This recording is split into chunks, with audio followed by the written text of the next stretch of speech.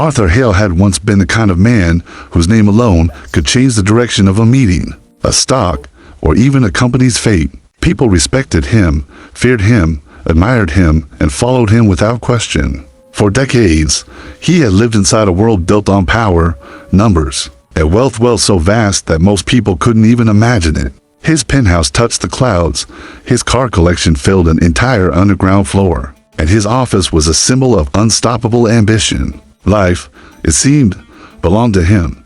Asterisk, but all it took was one night to erase everything. Asterisk, the market crash came like a silent storm. No warning, no mercy. The stocks in which he had invested billions began to fall one after another, like dominoes collapsing in slow motion. His assistant called him every few minutes with upgrades, each one worse than the last. His partners, who had once sworn loyalty to him, suddenly vanished from the scene. By midnight, his empire was collapsing. By dawn, it was gone. Arthur stood in his living room, staring at the huge glass windows that once made him feel powerful. But now, the city below felt distant, almost unfamiliar. His phone buzzed nonstop, bank alerts, margin calls, cancellations. He tried calling people he had helped, people he had made millionaires over the years. Not one answered. Asterisk, his credit cards were frozen, his accounts locked. Even his driver didn't show up that morning.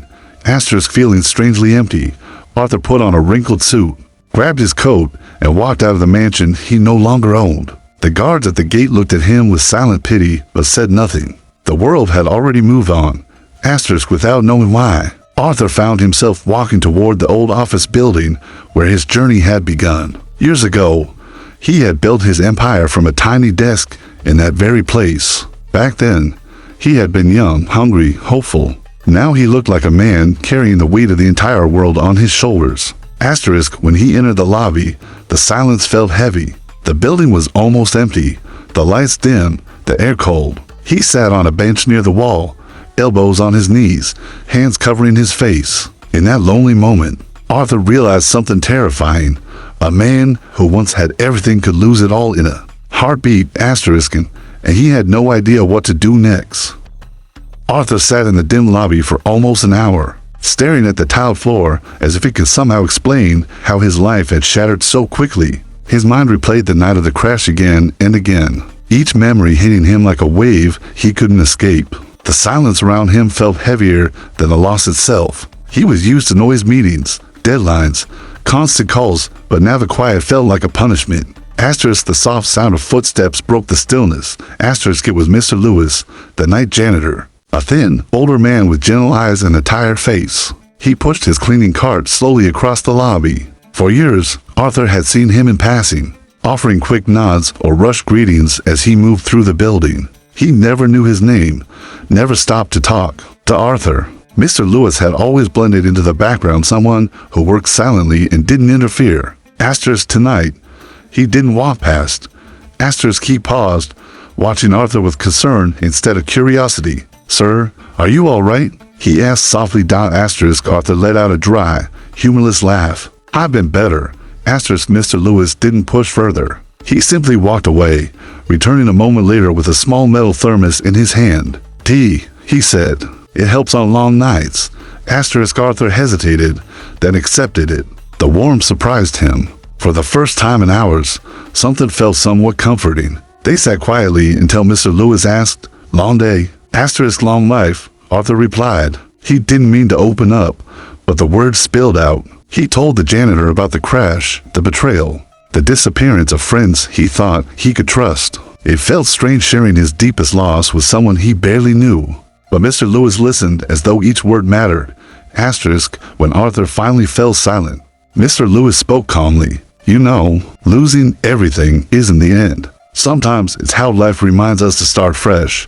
Asterisk, Arthur looked at him, surprised by the simplicity and truth of the words. He had spent decades surrounded by executives and experts, yet none of them had offered comfort this genuine. Asterisk, "You've seen people fall before, haven't you?" Arthur asked. Asterisk, Mr. Lewis nodded. "More than I can count, but I've also seen people rise again." Asterisk, Arthur stared at him, realizing that for the first time in a very long time, someone was speaking to him, not to the billionaire, not to the powerful man, but to the human being.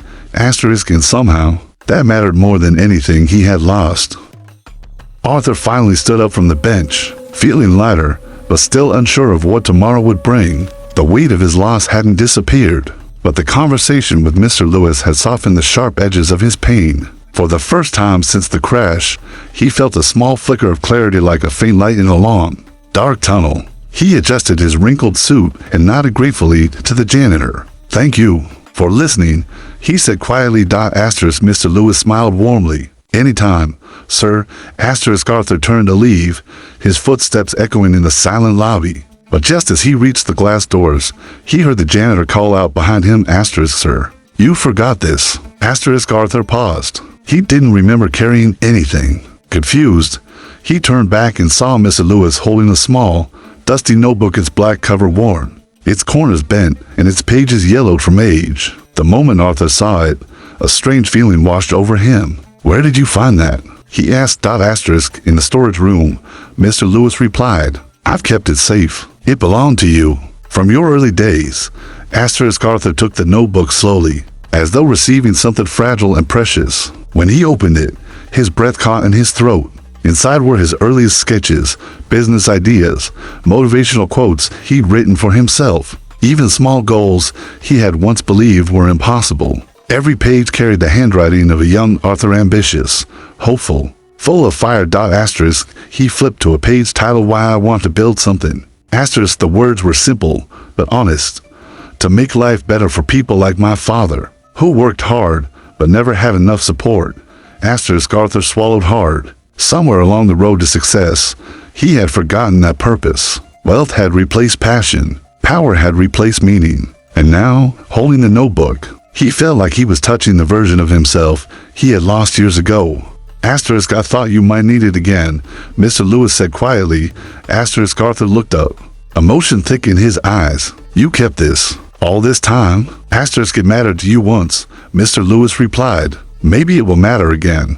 Arthur pressed the notebook to his chest, feeling something inside him shift, something heavy lifting, something broken beginning to mend. He had lost billions, but somehow tonight he had found the one thing he didn't know he needed. Himself, and that, he realized, might be the key to rebuilding everything.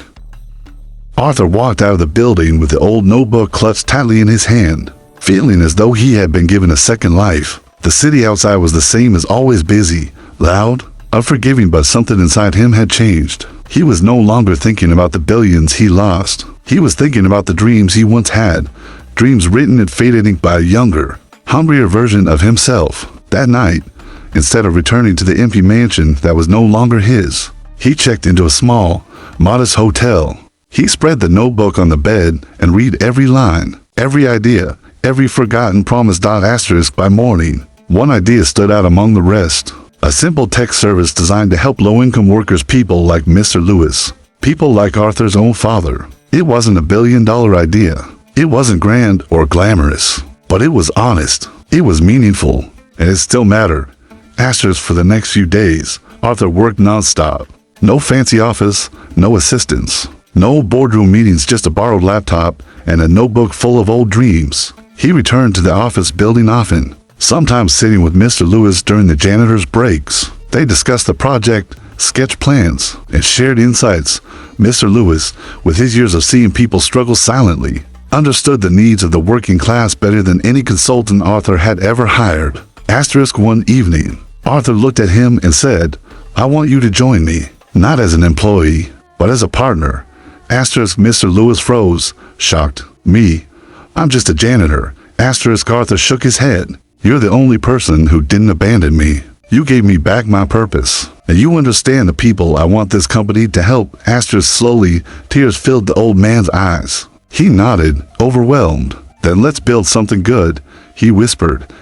Months passed. Their idea grew from a simple concept into a functioning service. Workers signed up, grateful for the support and opportunities it provided. Investors eventually noticed the impact and offered funding, but this time, Arthur accepted only those who shared his values. He still wasn't a billionaire, but he didn't care. He had rebuilt something far greater than wealth, integrity, connection, and purpose. On the day they opened their new office, Arthur handed Mr. Lewis a polished nameplate that read, "Co-founder." Asterisk Mr. Lewis laughed through tears as Arthur said, smiling, "Sir, you forgot this."